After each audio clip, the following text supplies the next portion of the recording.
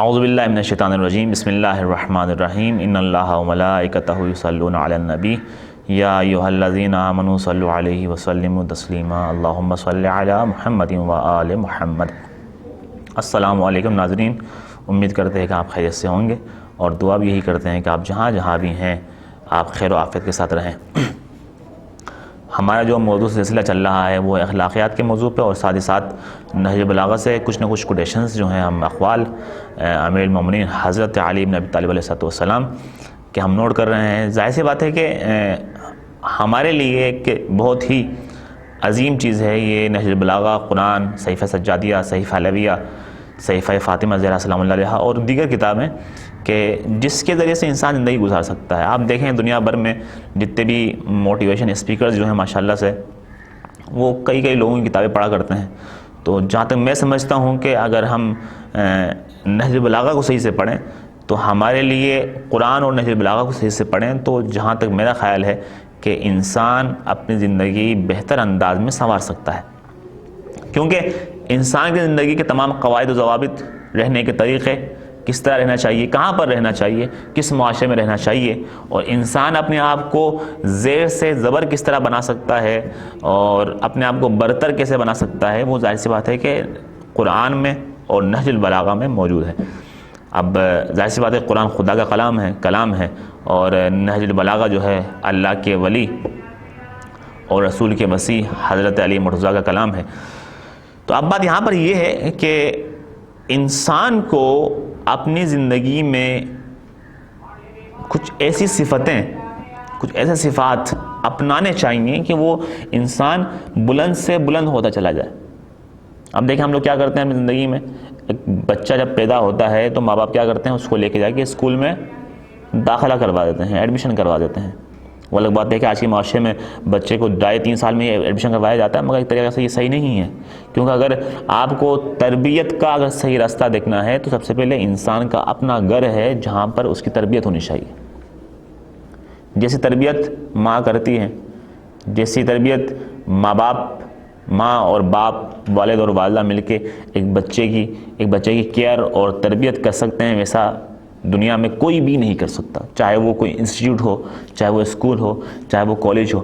اب بات یہاں پر یہ ہے کہ انسان اسی اسکول میں جا کے پڑھتا ہے۔ اچھا یہ بات میں آپ کو بتا دوں کہ بھئی کوئی بھی اسکول جو ہے آپ کے بیٹے کی تربیت کی گارنٹی نہیں لیتا کہ بھئی ہم آپ کو ایک کارڈ دے رہے ہیں وارنٹی یا گارنٹی کی کہ ہم آپ کے بچے کی تربیت ایسی کریں گے کہ جب اسکول سے یہاں سے میٹرک کر کے نکلے گا تو وہ ایک معاشرے کا اچھا فرد بنے گا۔ نہیں، یہ لازمی نہیں ہے۔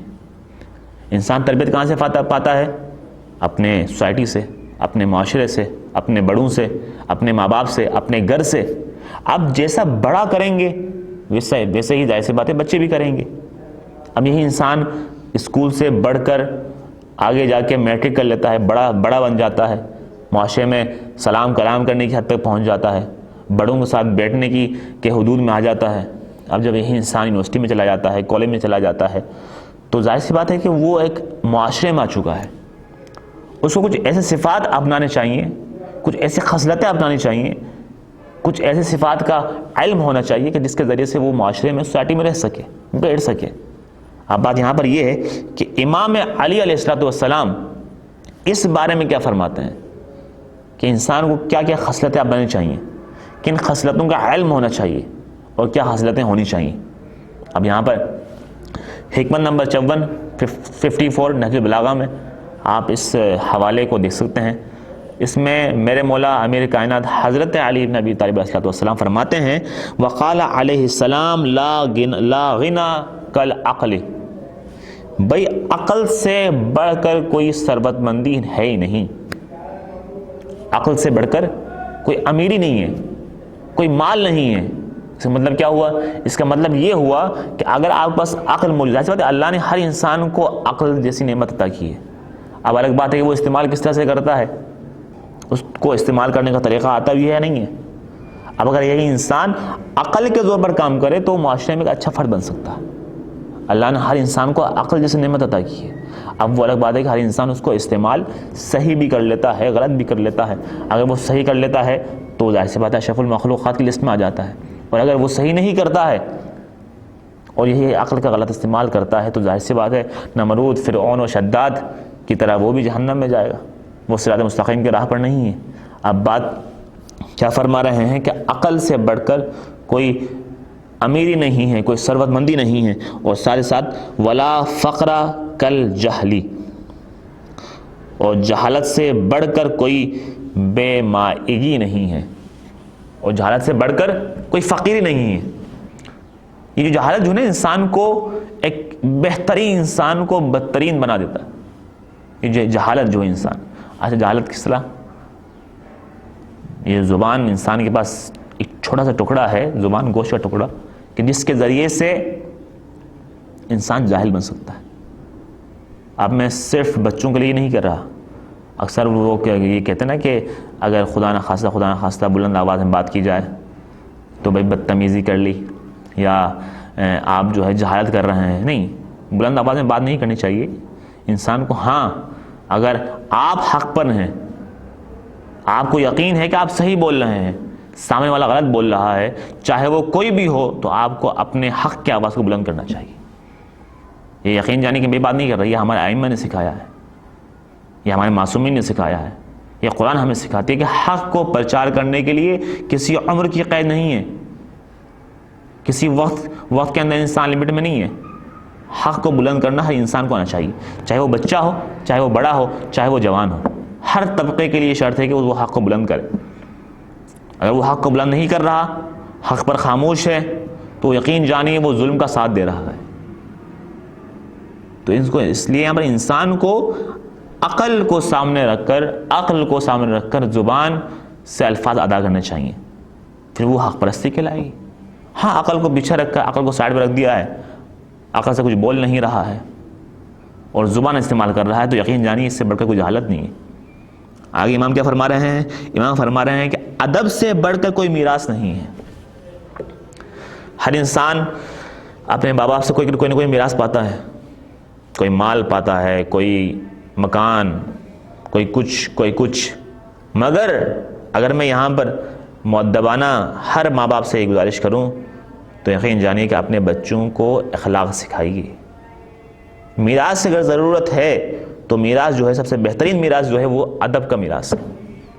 مال کی ضرورت نہیں ہے بچے کو، مال تو خود بچہ کما لے گا، بزنس کرے گا، اچھے سے اچھا۔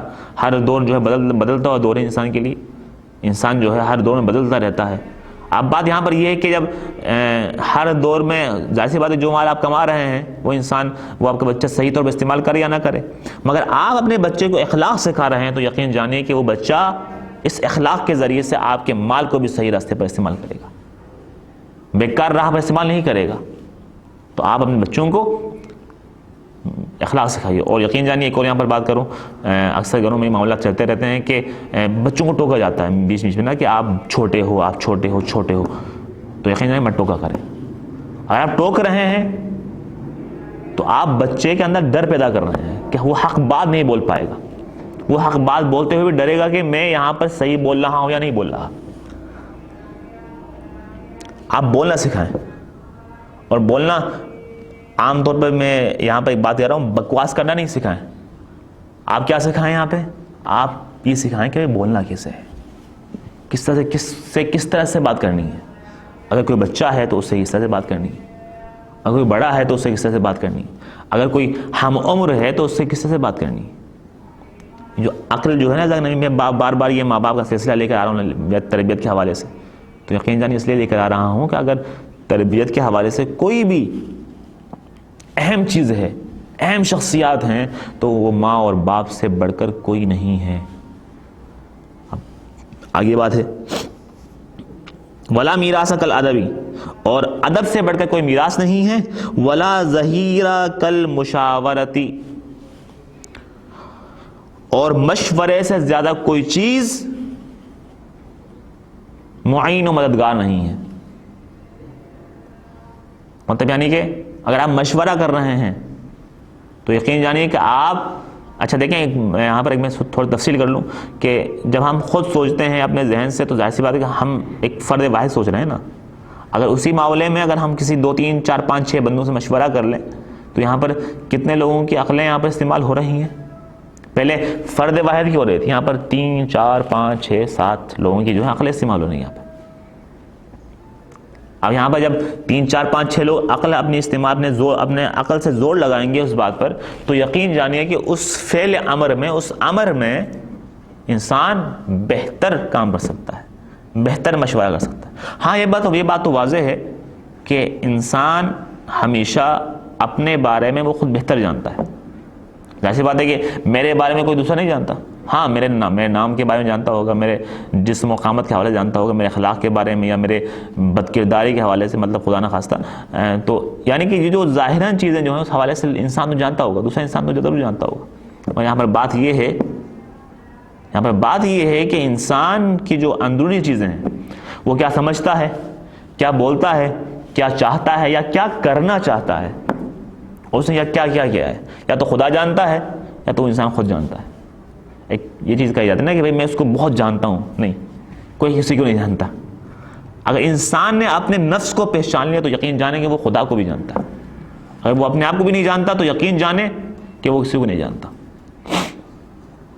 تو یہاں پر بات یہ ہے کہ عزیزان، مسئلہ یہاں پر یہ ہے کہ انسان کو مشورہ کرنا چاہیے، اور امیر المومنین حضرت علی بن ابی طالب علیہ السلام نے جو فرمایا ہے کہ بھئی عقل سے بڑھ کر کوئی ثروت مندی نہیں ہے، جہالت سے بڑھ کر کوئی فقیری نہیں ہے، اور ساتھ ساتھ ادب سے بڑھ کر کوئی میراث نہیں ہے، اور مشورے سے بڑھ کر کوئی مددگار نہیں ہے، تو یقین جانیے یہ تمام چیزیں ہماری زندگی میں شامل ہونی چاہیے، پھر ہم کامیاب رہیں گے۔ دعا کرتے ہیں آخر میں کہ پروردگار ہمیں ان تمام کلمات پر عمل کرنے کی توفیق عطا فرمائے۔ والسلام علیکم ورحمۃ اللہ وبرکاتہ۔